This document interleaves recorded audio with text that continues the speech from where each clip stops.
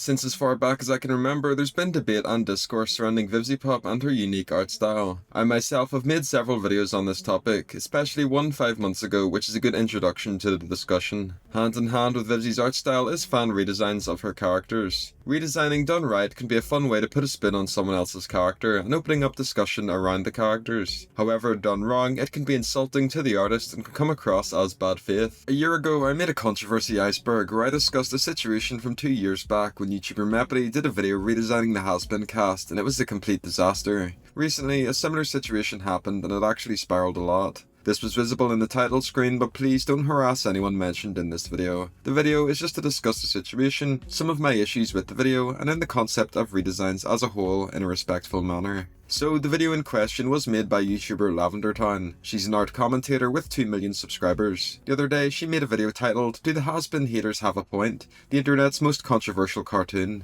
I'll discuss this a little later, but after the video was posted there was a bunch of controversy. Lavender took the video down, issued an apology, and said she'd make an updated video later. Special thanks to Wooden Wren for providing me with a copy of the video. I'll have their socials linked below so you can check them out. So a day ago she made a video titled, "Do the Hazbin haters have a point? The internet's most controversial cartoon." First off, the title is pretty unfair, especially with the thumbnail. It's a bit hard to piece together what the content is. It's obviously clickbait, but you can make engaging videos without the need for clickbait. There's a difference between having an open-ended title that engages the viewer and lets you know what the topic is, but not spoiling the crux of the argument, versus something like that where it leaves a bad taste in your mouth right off the bat. So in the first segment of the video, Lavender talks about some of the issues with the character designs, mainly that they're too busy, have similar proportions, and similar colour schemes so that they blend into the background. The 2 images she's used have been nabbed off Tumblr, which is why they're so low res, but it's pretty apparent that the argument doesn't really make sense. Look at the difference here.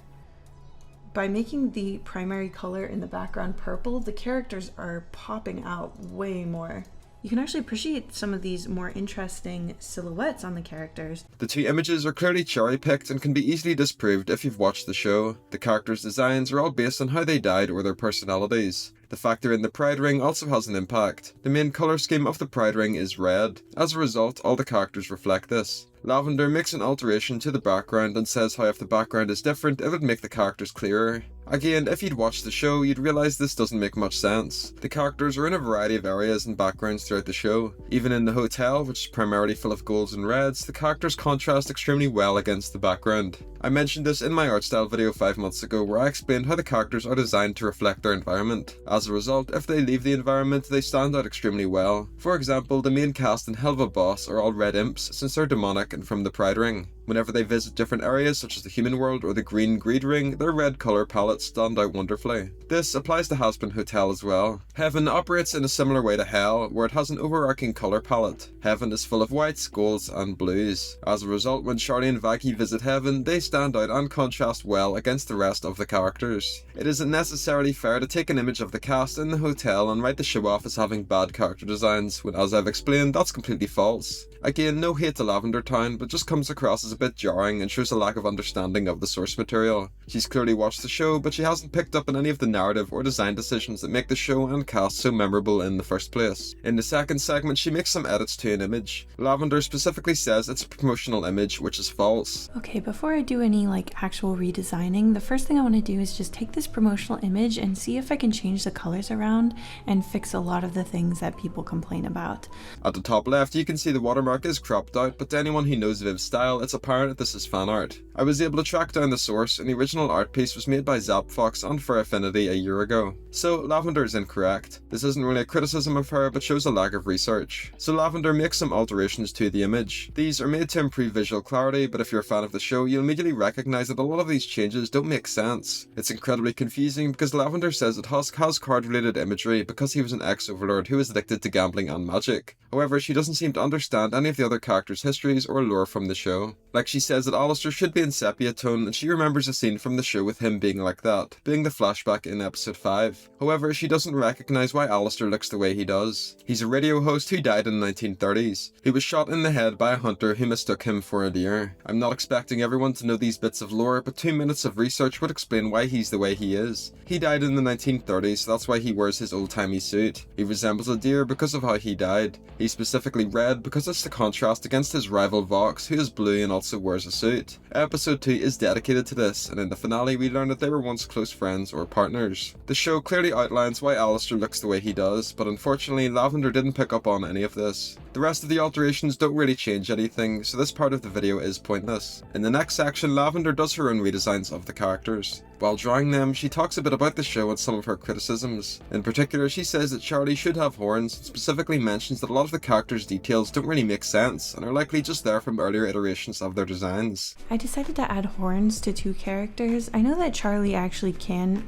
have horns, they sort of animate in every once in a while, but I thought that if she's supposed to be a demon princess, it would be really cool if she had horns in sort of the shape and dimensions of a tiara.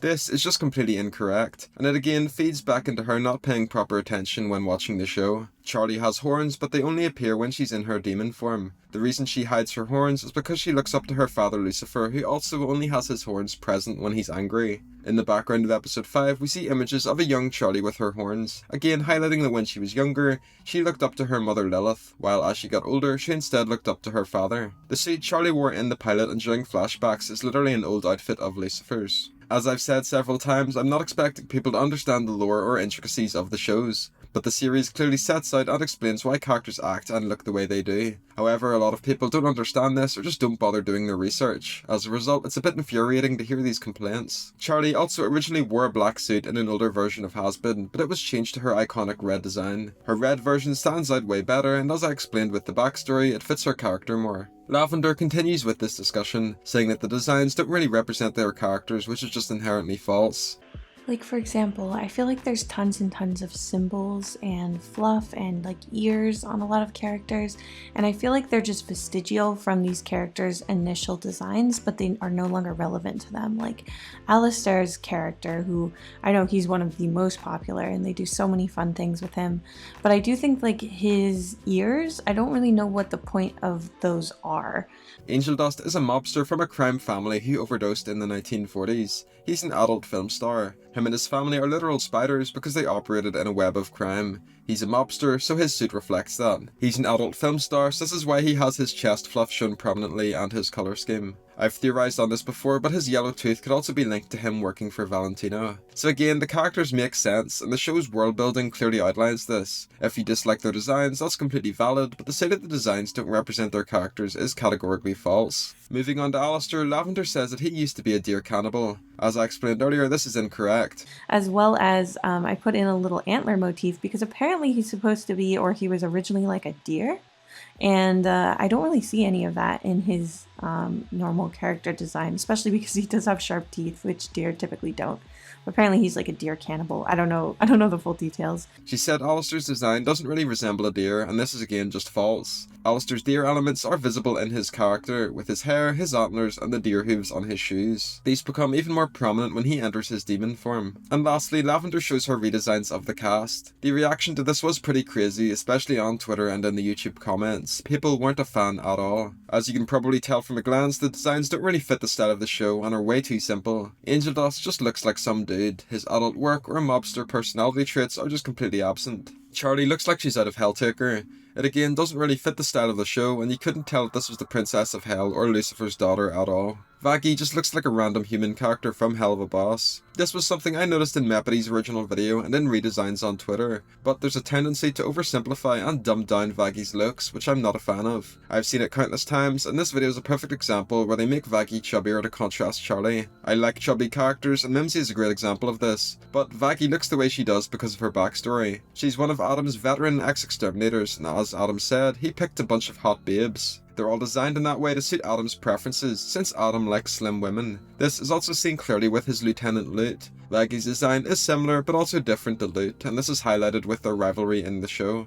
Vaggie has an X-eye because Loot tore it out during a flashback sequence. Vaggie doesn't really have much moth imagery present, and this is because in the early stages of the show, Vaggie was originally a sinner called Vaggie Moth who likely died from suicide. vivzie changed the character during development and gave her the ex-exterminator backstory instead. As I've explained, Vaggie's personality and appearance is dictated by her backstory, but people for some reason gloss over this, and it makes me wonder if they actually watched the show, or perhaps skimmed it while half asleep, and all the world building went in one ear and went out the other. Nifty just doesn't really fit the show at all either. Nifty is the hotel's maid and resembles insects and aliens. Lavender's design looks very generic and there isn't much personality to it. And lastly, Alistair is probably the worst offender. The colour scheme is just muted sepia and it doesn't fit the tone of the show. As I explained earlier, Alistair is designed to be the opposite to his competitor Vox. This trait is absent in Lavender's design. The deer elements are completely missing too. One thing a lot of people do in fan redesigns of Alistair is to make him darker to represent his mixed race Creole heritage. You've probably seen it before, but it's a bit of a touchy subject. Critics say that Alistair is too white. However, people argue against this, saying that he's mixed and also bringing up that they're in hell, so he's not going to 100% resemble his real life appearance. Personally, I don't mind most fan renditions of Alistair. However, Lavender's version got a lot of criticism because people are saying that Alistair has been whitewashed by her, so I think that's another reason that the video is getting critiqued so heavily.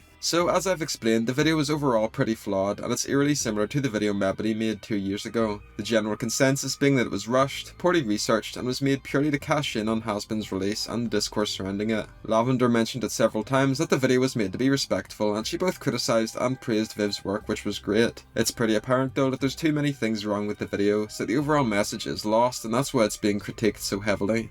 So, Lavender's video was posted and got just over 100,000 views, with a generally positive reception from her audience. An image of the video was posted on Twitter, however, and things started to spiral. I think with Lavender's audience, they weren't super knowledgeable on the show, so they couldn't really pick apart some of the issues that I mentioned previously in this video. Twitter, as we know, is incredibly toxic, so they immediately jumped on it, and instead of discussing the flaws with the video, they honed in on Lavender's art at the end, and it got pretty toxic. There were several tweets with likes in the tens of thousands, basically saying that Lavender's art fell off and that she can't draw. This is of course completely uncalled for and doesn't help the situation at all. So shortly after posting, Lavender made an edit to her pinned comment on her video. She says that she's going to try and remake the video after watching the full show. So this answers why the video was so flawed, and it was apparent if you saw my criticisms. It was clear she didn't really pick up on a lot of the plot points, so the video felt really messy as a result. In her original upload, Lavender said she watched the show for research, but she didn't specify how much she watched. So perhaps she watched 2 or 3 episodes and then made the video,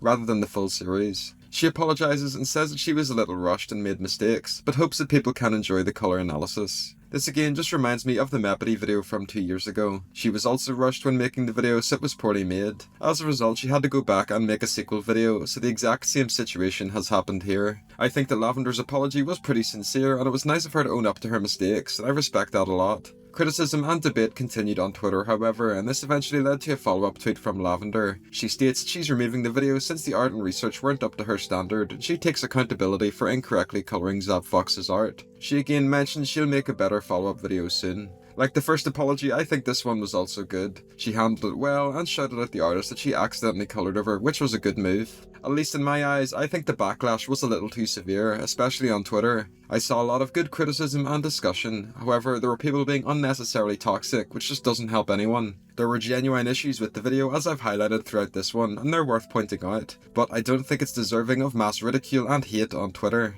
In the next section, I'm going to discuss redesigns as a whole and the entire concept of fixing. So Lavender's video wasn't an example of fixing, and she said that herself in the video. But on sites like Twitter, it's incredibly prevalent to fix characters. I think for a lot of people, this concept leaves a bad taste in their mouths. If you want to do fan redesigns, that's completely fair, and a good example of redesigns I like were some made by artist Chalvok. As you can tell, they fit the universe's style much better and also show the personalities of the characters. They include all the elements I've mentioned throughout the video, and it's clear they have an understanding of the show's world building. I won't show any explicit examples in this video, but it's incredibly common on sites like Twitter for people to fix Viv's designs and use it as an example to tear the show down, and it's just toxic. They're basically saying their art is better than Viv's, and in most of the examples I've seen, their redesigns are just straight up downgrades compared to the originals. It's pretty clear that a lot of these people don't really care about the shows or the characters themselves. However, the Twitter algorithm juices any hate about the show, so these people jump on the trend, make crap redesigns to farm 20k likes, and then go about their day. It's a real shame because redesigns as a whole are awesome. I especially love what-if scenarios, like what if the cast's genders were swapped,